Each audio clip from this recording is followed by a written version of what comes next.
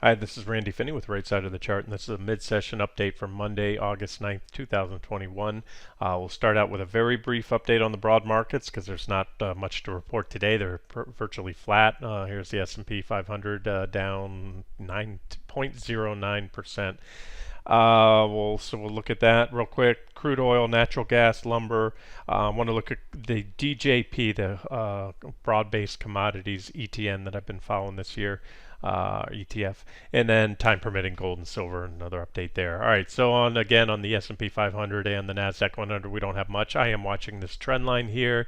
We have these large divergences that have been building right here, negative divergence on the 60-minute time frame, and need to take that out. And of course, you have support, really a support zone around there, and you have this recent cluster of trades right there. So, sell signal would come on the break of the trend line, and all the better if and when we break below about 436 right there, that level, and you can see some potential targets. So unless that happens, we just grind around. That's what we've been doing for a while now. Here is QQQ, 60-minute chart, same recent sideways range as we went on to make a marginal new high and still divergent high. So there's your negative divergence there. Level to watch is about 361 and change. We'll call it 360, 361 if you want to round down, and a break of that should take us down to any of all these targets. All right, now let's look at things that are moving a little bit more. We'll go crude oil, one of my favorites right now for both near-term and longer-term swing trades.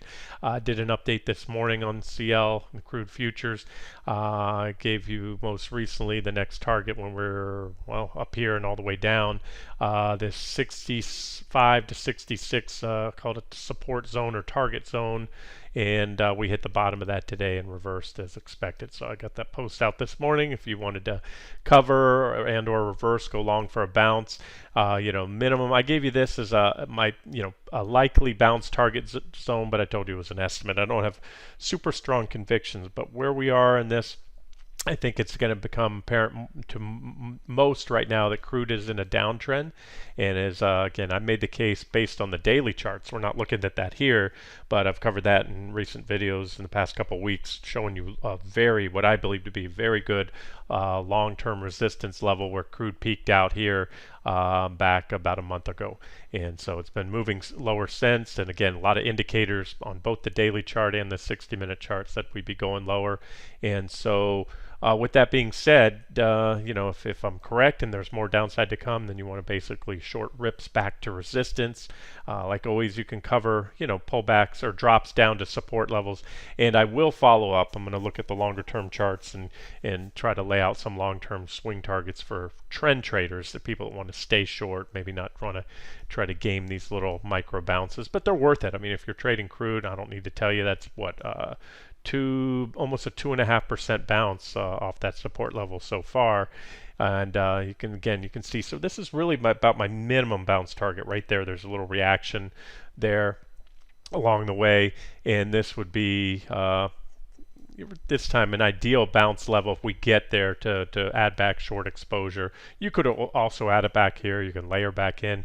You can trail up if you reverse and go long. Just put a 1% or so tight trailing stop and let it run. And we don't have to turn down there. But based on where we're at, I think it's going to come apparent to all. I'm hearing more and more buzz, as I figured we would, on that the Delta variant for COVID really filling the hospital, especially down in Florida. A lot of the hospitals, even especially on the East Coast, Orlando area, Miami, Palm Beach, they're overrun right now. In fact, a family member of mine in Miami called the other day just to kind of get a gauge on how bad things were and asked the ER, if you came in with anything pretty much other than a heart attack or stroke or something major. They said it's a 20-hour wait time right now, and they're turning people away. And I can tell you, other stories of people I know that have gone in recently and with COVID got turned away because it wasn't bad enough. So anyways, there's and I spoke to a doctor up in South Carolina, and their hospital's seeing the biggest number of people being admitted for COVID now than they had, even more than when we had the flare-ups before. So where I'm going with that is part of what's putting pressure on crude, and if that gets worse, you probably expect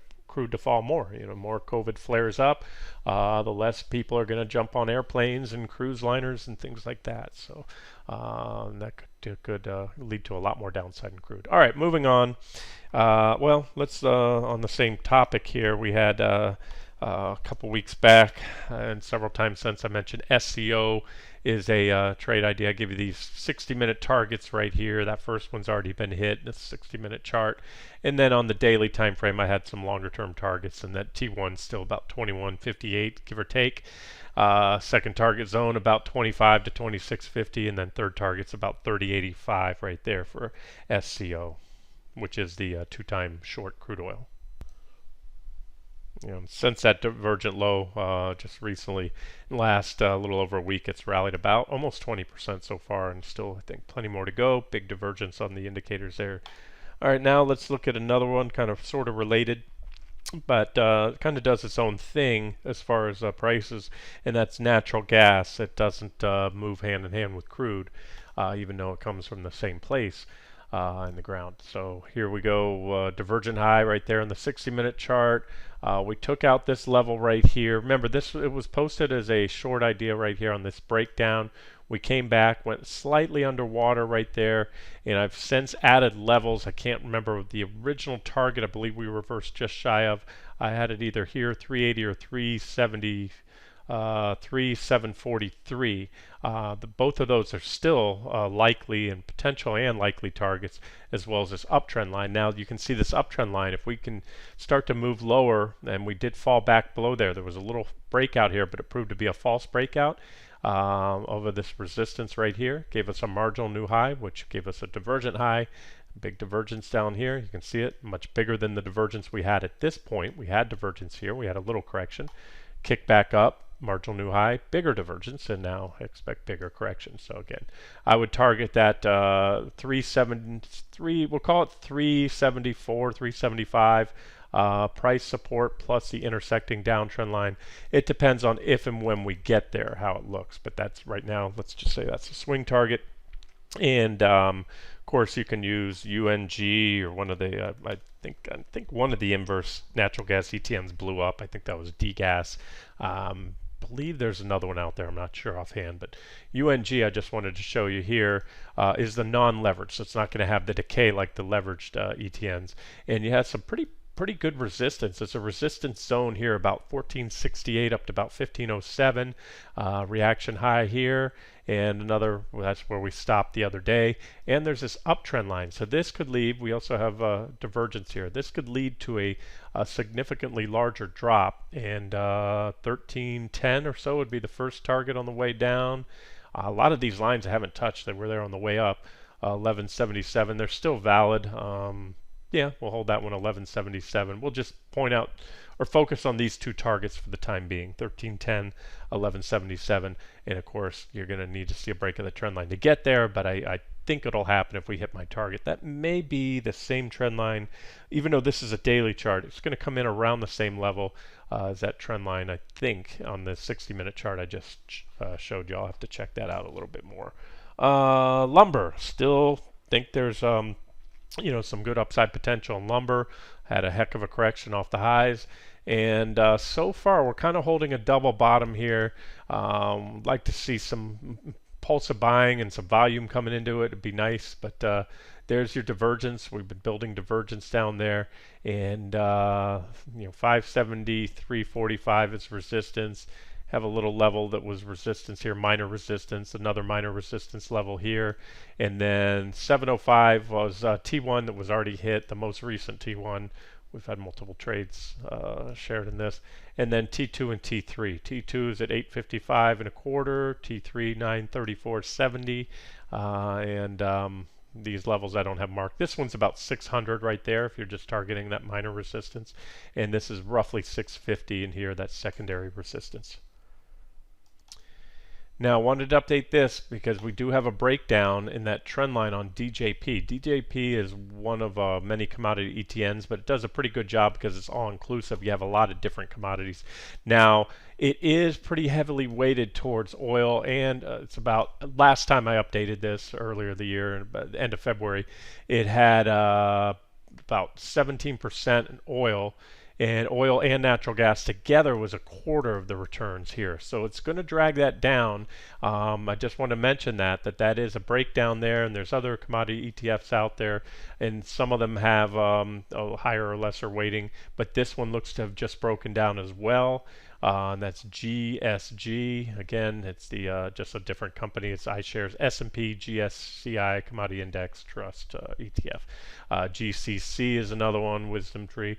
But when you look at this, here's what I want to show you. DBA. I've been most bullish on the ag commodities for the last couple of years, and more recently bearish on crude oil with that the rally into overbought rally into resistance. And you can see how commodities are holding up. So that this helps to show you what I was just talking about, that although the broad-based commodity ETFs have broken down today, we're not very far below those trend lines, but we are below those on the two I showed you, the DJP and the GSG. But DBA, which is an agricultural ETF, has ag commodities. Right here you can see it. Live cattle, soybeans, sugar, corn, cocoa, wheat, coffee, hogs, cattle, and cotton. And that one's holding up. At least it's in this range here. So it would really have to take out 1764 to do a lot of technical damage. As of now, they've been consolidating, and we've had swing trades, long and short, on some of those ag commodities. So why continue to talk the longer-term bullish talk on commodities. When I put on my swing trading cap, which is what I'm showing you on wheat, corn, soybeans, and other things like that on the 60-minute charts, those are the swing trades we're getting, especially while we're in a range here. Bottom line is, commodities may continue to suck wind for a little while longer, even ag commodities, especially if crude starts moving down. I'll trade them individually, selectively. At the same time I'm bearish on crude oil, I'm bullish on lumber, and right now kind of neutral on most of the ag commodities. Just want to kind of say that. All right, let's move on, and that's it really. I'll do a quick update on gold, but gold broke that support the other day on the 60-minute chart of GC Gold Futures. We were at the buy zone and that uptrend line, which I pointed out as an objective long entry. And like I said, if we break that and we go down the bottom, then we'll look at the bottom of the buy zone as an objective long entry. Anything much below 158, a solid move, especially a solid weekly close below 158, to me is not going to be good, because that's important support. But unless that happens, gold's in a bull market. It's been in a bearish trend now for almost a year, walking its way down, but we've had multiple buying ops here, and still favoring that based on the longer term outlook for the US dollar and the euro, as well as for gold. So there it is. We're kind of in the middle right now, in no man's land, in the middle of the buy zone. So if you're a long-term investor, you can continue to scale in down to, but not below 158 again. That would be my preference. Okay, we're going to keep this one short. We're right at the 13-minute mark, so I'll wrap it up here. This has been Randy Finney with Right Side of the Chart. Have a great day.